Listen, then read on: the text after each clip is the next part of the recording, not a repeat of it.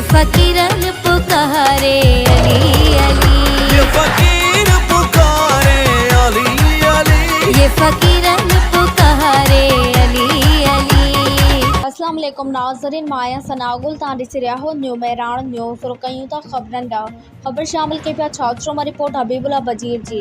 छात्रों लगोट छापर दिन शाह में दरगाह दीन मोहम्मद शाह गाजी जो सालियानो उर्स मुबारक वडे शान मान सां मल्हायो वियो, जंहिंमें ख़ुसूसी खिताब हज़रत अल्लामा मौलाना मुफ्ती गुलाम मुस्तफ़ा बजीर करण फरमायो। इस्तक़बालिया खिताब हाफ़िज़ अली बख्श खलीली करण फरमायो। काफ़ी तादाद में मुरीदन ऐं अक़ीदतमंदन शिरकत कयूं। वायु सजे जहान का वठी करम के प्यारो वो अज दिल में इरादो के मत अज प्यारे जो वसीलो वठो वन का दुआ कबूल थी पवे। अल्लाह ताला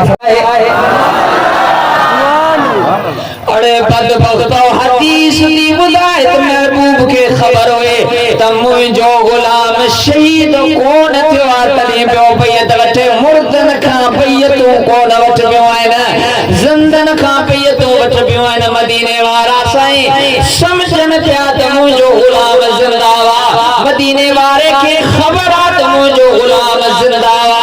तदी त मदीने वाले साईं बैयत वरते त मुंजा साबियो तमा 13-1400 जना न पर मुझो उस्मान गनी मुशागदा